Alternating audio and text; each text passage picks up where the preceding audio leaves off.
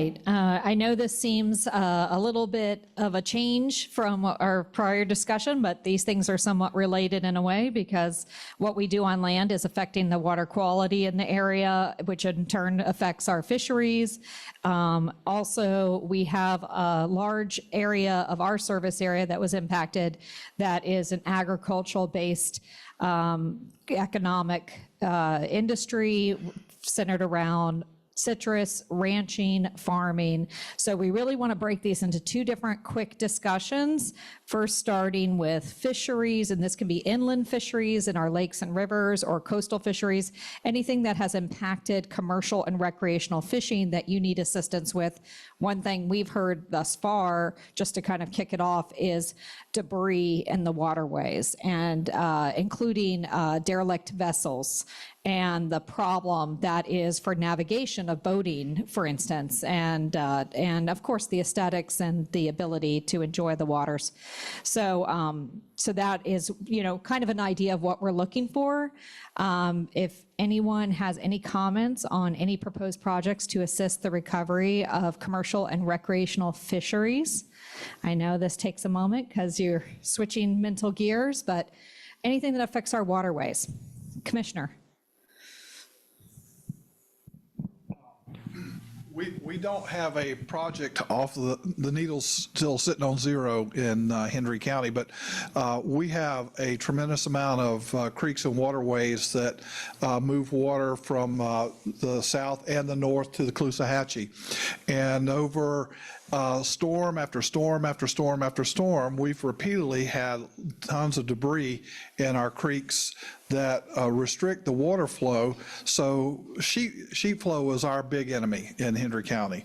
We get that sheep flow, especially from the north, but with all the debris that's in the creeks, it slows it up tremendously. And like I said, we have talked to state and local folks, and we just can't seem to move that needle off zero to get the help we need to clean those creeks from the debris from the storms. Thank you. That's an excellent point, and we actually heard that from almost all 10 of our counties when we did the natural resource listing sessions about the need to clean and snag the natural creeks and rivers, because so much of that natural debris has fallen over and is now impeding navigation and is affecting the flow and the drainage of these inland areas. So I think that is a need that you're sharing along with many other counties in the region. Does anybody else have any? Oh, yeah. If you had to characterize like if you had to characterize the percentage of storm-related like house debris and not natural debris versus natural debris, what would you say the distribution is? I would say about 30-70, less storm debris from residential folks to natural debris that's put into the creeks. Okay, all right, yes, yeah. Because those I think would you'd want to go, there are different routes for each type of debris removal. I mean, obviously you'd want a comprehensive approach where you take all types of debris out of a waterway to retain drainage, but a lot of times like for derelict vessels, the Coast Guard is typically the federal agency that deals with that, and I think the Florida the FWC takes care of the state side of that. So certainly the vessels have a relatively well-defined pathway for getting them removed, but a lot of times residential debris the removal of that has to happen during response. There's not really recovery function that maps real well to residential debris removal. So, and then I would say, I can't think of a system, I can't think of a source to get natural debris out of waterways. That's where we are. Yeah, but that's good. I'm glad you identified that because that may be something that the South Florida Water Management District can help with. they're very interested in being sure that the flows and supplies of water across the area are maintained, so, okay.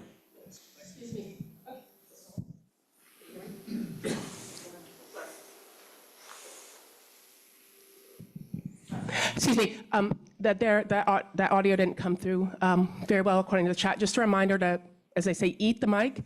And when you speak, if you can say your name and organization, it helps, I imagine, people in the room as well as people online. So just make sure when you're talking to, as they say, eat the mic, because I think it helps with the audio. Thank you so much. Yes, I just wanted to say that we work with both the South Florida and the Southwest Florida Water Management Districts, and I do think there are some state resources for cleaning and snagging, but I don't believe that they can meet the full need. So that is why I think it is still an unmet need that we could use federal assistance with because of the multitude of creeks and rivers throughout this entire region. Commissioner Smith. Yeah, to follow up, Henry County there, Sarasota County, we had a lot of debris, both household and natural. The household debris was cleaned up through our contractor and maybe even, well, through our contractors anyway. It's the natural debris and the sediment that washed into the creeks that we need help in getting dredged. Over the years, quite honestly, and all the storms, it's just built up. It's built up to the point where, in some cases, the water, you can't see the water, it's just silt. It's just basically sandbars all over the place. And what we experienced with Debbie and Helene is that the waters out east, stormwater, trying to make its way to Sarasota Bay, will of course make it to the bay, but it overflowed the creek and got houses that hadn't flooded. And so we've got to return the creeks back to the flow levels that they could handle historically. And so I'm not sure where we're going to find the funding for that. But we also had debris in the canals and things. But the stormwater issue is a huge one that we've got to find some help on. The second is having to do with water, is red tide. It is spurned on by these storms, the nutrients that are being washed into the bay and into the Gulf, and so we're experiencing another red tide event in Sarasota County. And I'm not sure how you all can help with that, but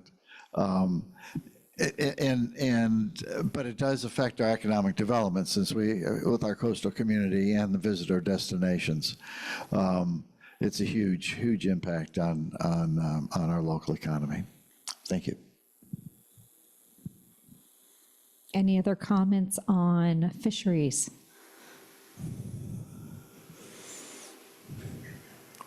Did you have one? Yeah.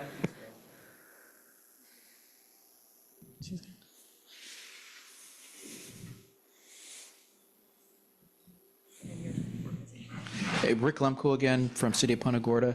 The NOAA habitat for the NOAA's got a grant out right now for habitat restoration, and that is something that we're going to try to pursue this iteration right now with the Living Shoreline. It's an expansion of the Living Shoreline project that we were talking about earlier, but this one is going to be centered at Treview Park and off to the west also by Alice Park by the Fish Village. So 2 centers, but 1 project, and it try to do it as a construction project all in one, but it got to try to figure out the language to make sure that it's going to be a design and a build, design and construct. I know that the consultants do it, but I don't know how necessarily to write it and draft it. But that is coming up right now, and it's a Living Shoreline project geared towards habitat restoration in the Peace River at that confluence between the Peace River and the Charlotte Harbor. So that's what we're looking forward to doing to reduce the scour coming in, and this is all unhardened shoreline in the city of Punta Gorda to reduce, hopefully, that water actually coming in as fast as it did before during Milton. Great. Any other final thoughts? If not, we're going to switch over to agriculture. If anyone, especially, Joe, Councilwoman. Thank you. I'd like to kind of ask the feds, Mr. Viday in particular, about what we've been touching on, which is water quality is not necessarily seen as an economic driver, but it is. One of the things in Venice, the deep sea fishing business, I don't see too many boats going out, and what goes out has to go way out, like 45 miles to get the same size fish. They used to just go out, I think, 10 or 15 miles, and there's people here who know far more about this than what I do. And then we don't have much shrimping in Venice, if any, but I think that some of these counties affected here, the water quality really is a big effector. And tourism, of course, so, we can, what did they say? Kill the goose that lays the golden egg, and I think we're doing it. One of the things we're seeing in Venice is a huge housing bubble. It's hard to sell anything, prices are dropping. So there's a problem here, whether you can identify it to a particular business or not, but we really got to watch out. Thank you. Any other final thoughts? Just real quick, I just want to address the problem when it comes to these restoration programs, living shorelines. There's a lot of issues with the permitting process. So I don't know if that's with the Army Corps of Engineers, but that's some of the things. It's a very hard process. Everybody has so many issues that are even afraid to do that. So that's a big issue when it comes to all of these projects. I hear it everywhere. And if there's any solution or something we can do to expedite those permitting process, that would be great. I mean, every project specific, for the Army Corps regulatory program, there is a nationwide permit, which is a very expedited process. It's a general permit. And there is one for living shorelines. I believe it's nationwide permit 54, I want to say. I can check that in a sec. But it is specifically for living shorelines. It's in a way to incentivize those types of projects by a faster permitting process, understanding that typically those projects have minimal cumulative environmental impacts and are, so that's why there is a general permit for that. So that is available, but again, it depends on the scale of the project.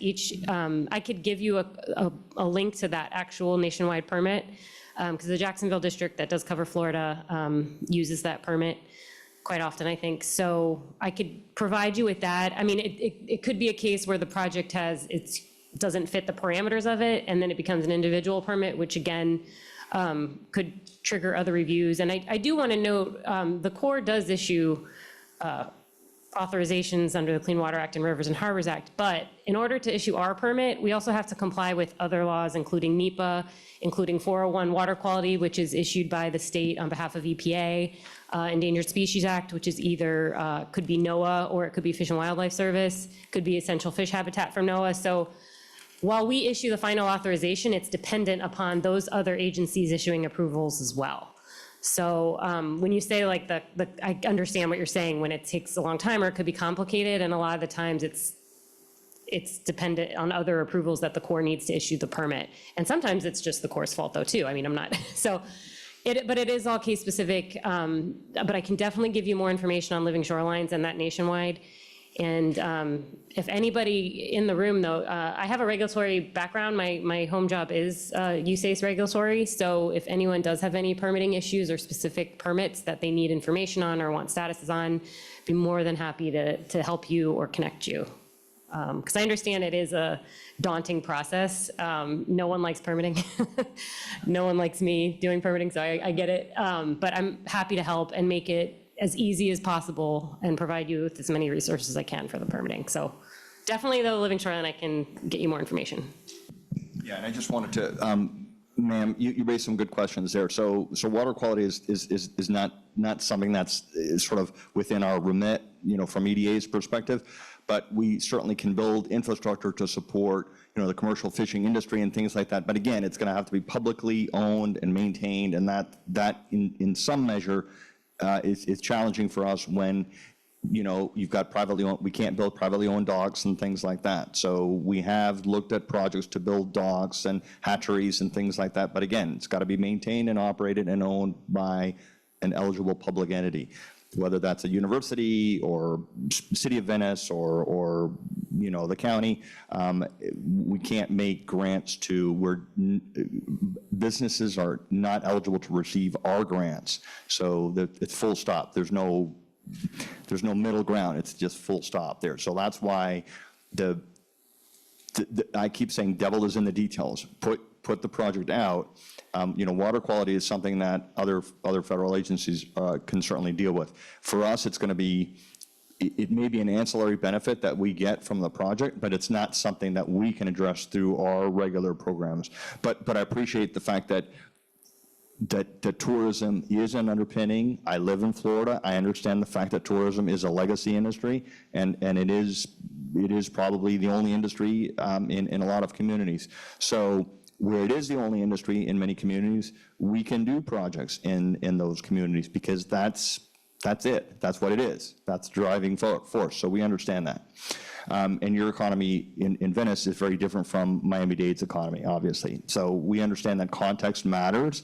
And we also say at EDA, like a lot of federal agencies, play to your strengths, right? What are your strengths?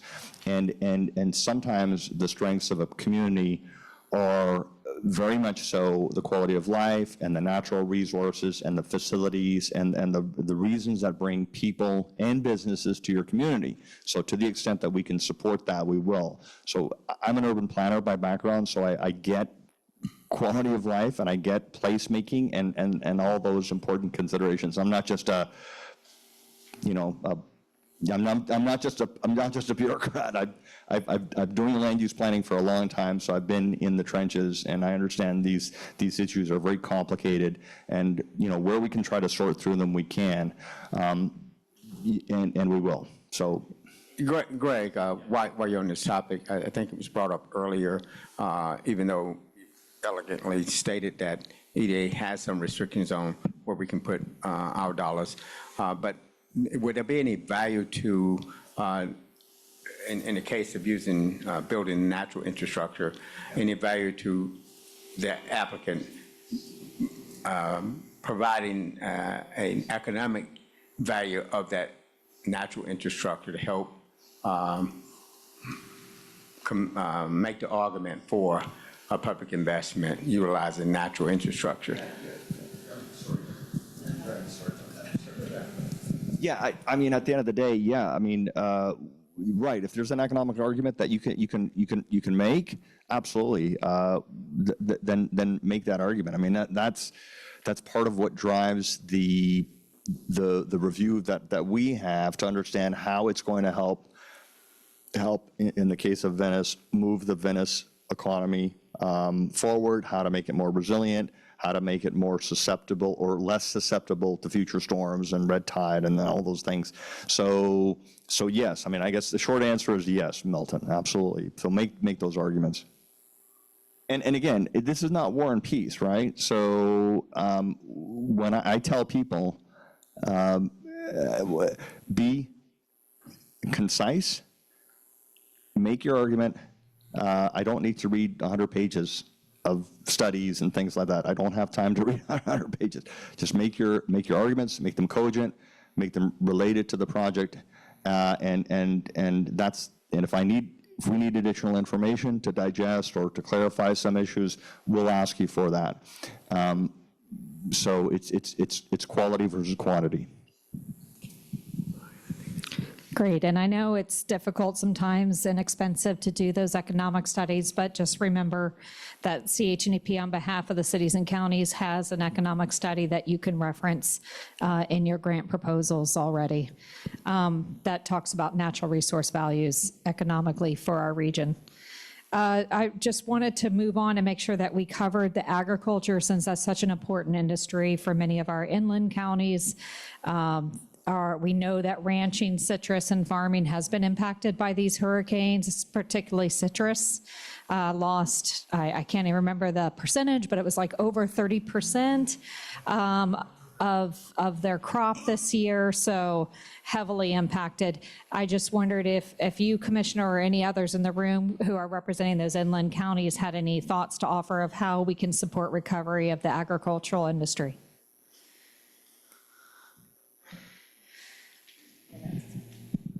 Rowdy Howard, Henry County Commission District 2. I don't have anything specific for you. I mean, everybody is kind of trying to figure out which way are we going. The number of boxes that was lost this year was tremendous. I know when on my day job, I work with a citrus hauler, and their impact was tremendous this year. Probably 5 trucks on the road hauling citrus, and that's it. So, you know, supporting things like this innovation project and helping the farmer try to keep what they have. I'm in my talks with other citrus growers that they really believe that citrus is going to still be here, although not to the level that it was in the past. That may never come back. And they're trying other commodities, but they definitely, you know, what support we can give them with the infrastructure and things that that mitigate the storm impacts, especially the drainage and the water, is a big deal for them.